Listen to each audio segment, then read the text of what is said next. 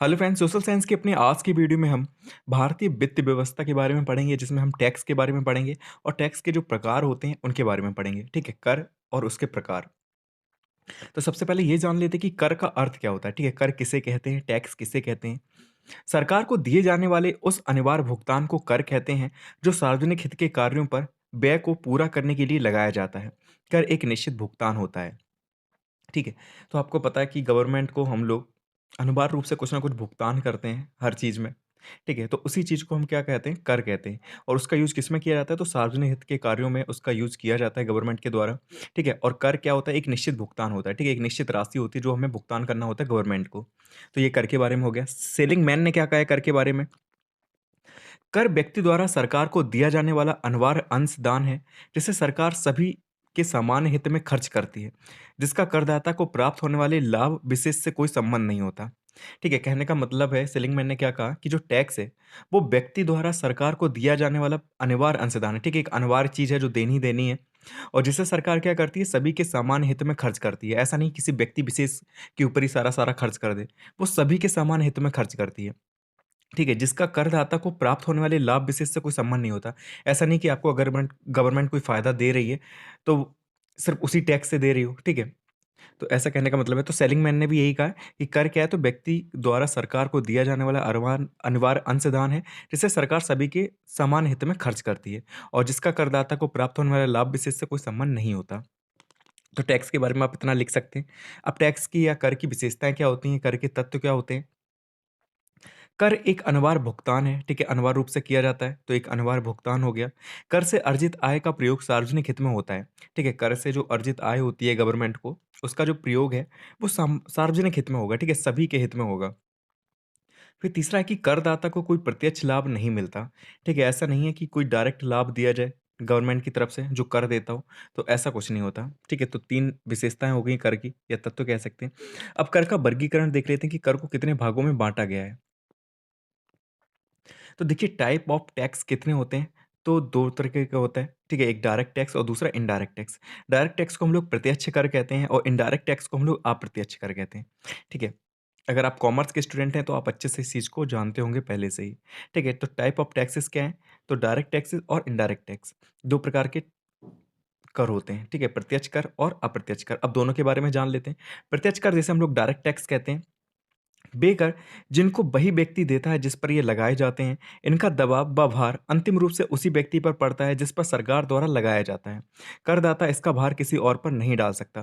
देखिए होता क्या है, आपको पता कि आपको एक प्रकार का तो कर पता है, ठीक है? जो प्रत्यक्ष कर है उसे अच्छे से आप लोग जानते होंगे क्योंकि जो इनकम पे लगाया जाता है, ठीक है? इनकम टैक्स आपने सुना होगा, जो डायरेक्टली लगाया जाता है और आप पर लगाया जा रहा है तो आप ही पे करेंगे, कोई और व्यक्ति पे नहीं करेगा, ठीक है? तो ऐसे कर जिनको वही व्यक्ति देता है जिस पर ये लगाए जाते हैं, ठीक है? तो ऐसे कर क्या कहलाते हैं? प्रत्यक्ष कर कहलाते हैं या डायरेक्ट टैक्स कहलाते हैं, ठीक है? इसका जो अंतिम भार है और दबाव है, उसी व्यक्ति पर पड़ेगा जिस पर ये लगाया जाएगा गवर्नमेंट की तरफ से, ठीक है? जैसे कि क्या कि आपकी इनकम बहुत है, 10 लाख से ज़्यादा है, तो गवर्नमेंट ने कुछ निश्चित राशि है उस पे टैक्स लगा दिया कि अगर आपकी इनकम 10 लाख से ज़्यादा है तो आपके 5% टैक्स लगेगा, ठीक है? तो आप सभी 5% पे करेंगे जिनकी भी 10 लाख से ज़्यादा इनकम है, ठीक है?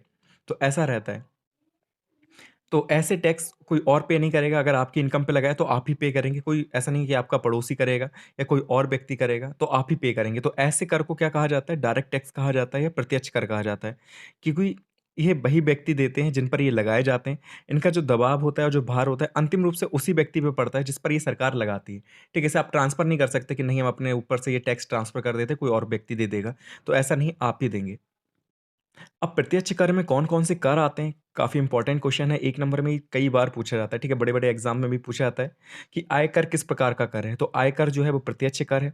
निगम कर जो होता है, वो भी प्रत्यक्ष कर होता है। भू राजस्व पे जो कर लगाया जाता है, वो भी प्रत्यक्ष कर होता है, ठीक है? जिस पर ये लगाया जाएगा, वही व्यक्ति इसे पे करेगा, ठीक है? कोई और व्यक्ति इसे पे करने नहीं आएगा, ना ही ये ट्रांसफ़र होगा, ठीक है? तो ये सारे कर कौन से होते हैं? तो प्रत्यक्ष कर में आते हैं, डायरेक्ट टैक्स में आते हैं। अब प्रत्यक्ष करों के गुण देख लेते हैं कि क्या क्वालिटीज़ होती हैं डायरेक्ट टैक्स की। तो पहला है कि मितव्ययी होती है। मितव्ययी से मतलब है कि कुछ ज़्यादा नहीं लगाया जाता, ठीक है? जैसी आपकी इनकम होगी उसके हिसाब से लगाया जाएगा। अगर 10 लाख आपकी इनकम है, तो उस हिसाब से 5% लगा दिया गया, 20 लाख है, तो 10% लगा दिया, ऐसे करके मतलब फिक्स रहता है, आप पे कर सकते हैं। दूसरा कि निश्चित होता है, ऐसा नहीं कि हर व्यक्ति के लिए अलग-अलग हो, आप 10 लाख कमा रहे हैं तो आपसे अलग लिया जाए, कोई दूसरा व्यक्ति 10 लाख कमा रहा है तो उससे अलग ले, तो सभी के लिए निश्चित होता है।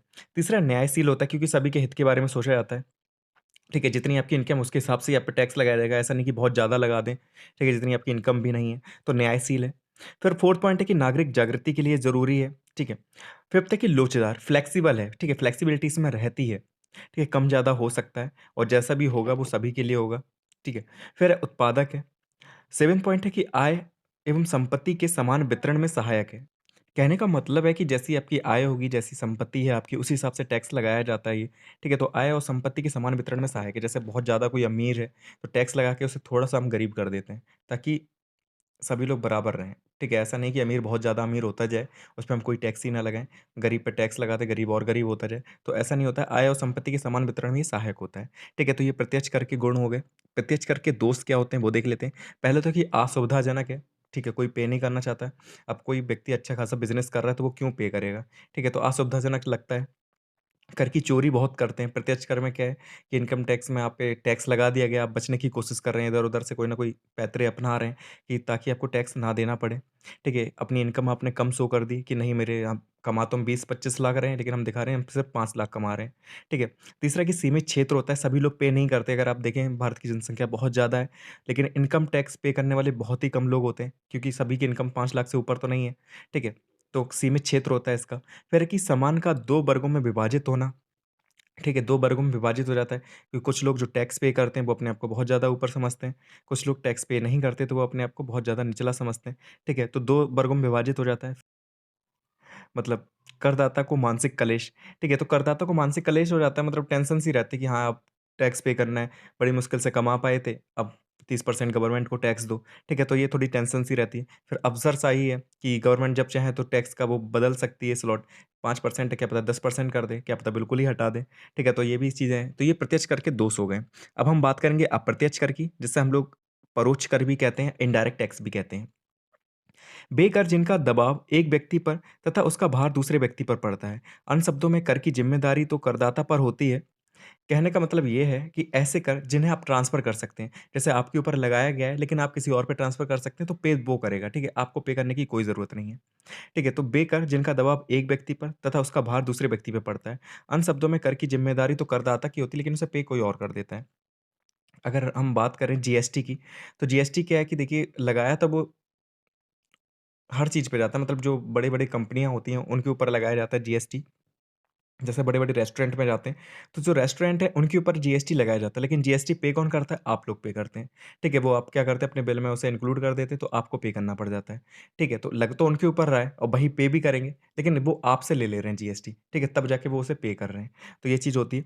यदि सरकार चीनी उत्पादकों पर कर लगाती है, तो वे इस कर को राशि को तो वे इस कर की राशि को थोक विक्रेताओं पर और थोक विक्रेता जो होते हैं वो फुटकर विक्रेताओं पर और फुटकर विक्रेता जो होते हैं वो अंतिम रूप से मूल्य बढ़ाकर उपभोक्ताओं पर टाल देते हैं।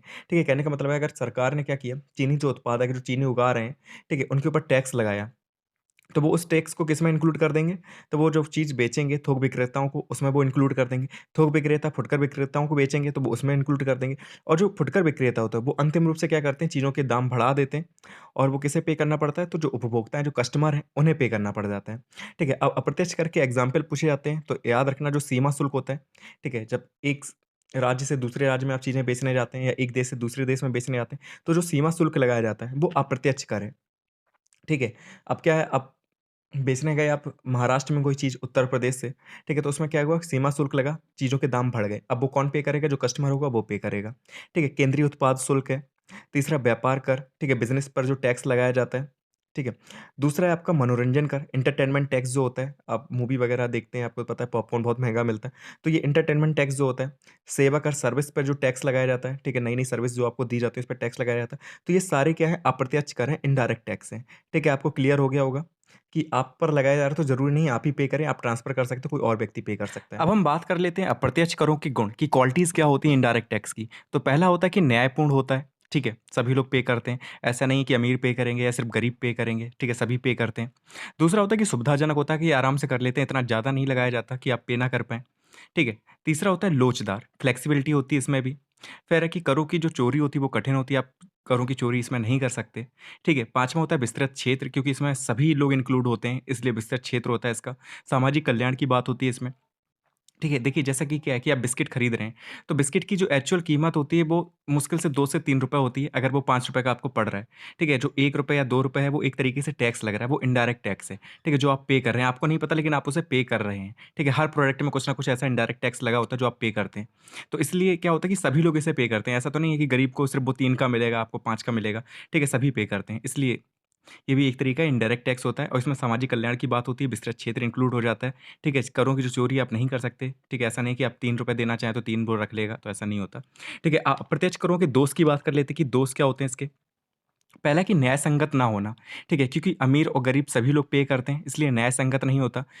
होना तो ये चाहिए कि सिर्फ़ अमीर पे करें क्योंकि उनके पास इतना रुपए है, लेकिन गरीब भी पे करते हैं। दूसरा कि अमितव्ययी, ठीक है। और तीसरा है आय की अनिश्चितता, क्योंकि इसमें आय निश्चित नहीं होती, ठीक है? सभी पर लगता है ये। अगर मान लीजिए कोई बहुत ज़्यादा गरीब है, उसे भी वो चीज़ पे करनी पड़ रही है, ठीक है? फिर फोर्थ है कि नागरिक चेतना का अभाव होता है इसमें, सभी लोग इतने जागरूक नहीं होते। अगर वो इस बात पे आ जाएँ कि नहीं हमें देना ही नहीं है, हमारे पास इतना रुपए नहीं है, ठीक है? तो नागरिक चेतना का अभाव है। फिर है कि मंदी काल में कम आय होती है, ठीक है? जब मंदी वगैरह चल रही होती है, तो आय बहुत कम हो जाती है लोगों के पास, तो उस हिसाब से ये टैक्स नहीं लगना चाहिए। तो ये सारे दोष होते हैं इनडायरेक्ट टैक्स के।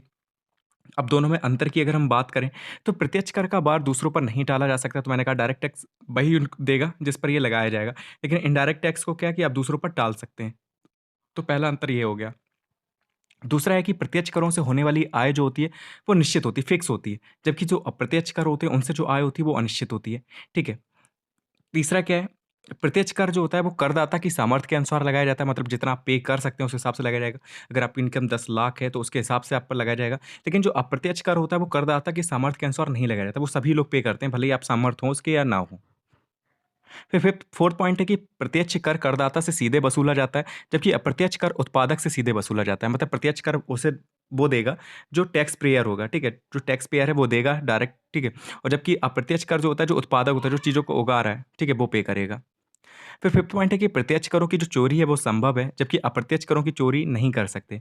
ठीक है, तो ये 5 अंतर हो गए, अच्छे से याद कर लेना, सिंपल है, क्लियर हो गए होंगे आपको। इंपॉर्टेंट पॉइंट्स क्या है कि जो केंद्रीय सरकार होती है वो कौन-कौन से कर लगाती है, ठीक है? जो सेंट्रल गवर्नमेंट है, वो आयकर, निगम कर और संपत्ति कर है, वो सेंट्रल गवर्नमेंट लगाती है, ठीक है? उसके पास जाता है ये सब कुछ, आयकर, निगम कर और संपत्ति कर। अप्रत्यक्ष कर जो इनडायरेक्ट टैक्स है, इसमें कौन-कौन से टैक्स आ जाते हैं? तो इसमें व्यापार कर है, वो भी अप्रत्यक्ष कर है, बिक्री कर जो होता है, ठीक है? और मनोरंजन कर, एंटरटेनमेंट टैक्स, ये सारे क्या हैं? इनडायरेक्ट टैक्स हैं, अप्रत्यक्ष कर हैं। आयकर को और क्या कहा जाता है? तो प्रगतिशील कर भी कहा जाता है आयकर को, ये चीज़ याद रखना, 1 नंबर में पूछा जा सकता है। और सेवा कर किसका एग्ज़ाम्पल है? तो अप्रत्यक्ष कर का एग्ज़ाम्पल है सेवा कर, ठीक है? तो ये सारे इंपॉर्टेंट पॉइंट्स हैं, याद कर लेना, 1-1 नंबर में पूछा जा सकता है। तो इसी के साथ ये टॉपिक कंप्लीट होता है, अब हम मिलेंगे नेक्स्ट वीडियो में नेक्स्ट टॉपिक के साथ। Thank you so much for watching this video.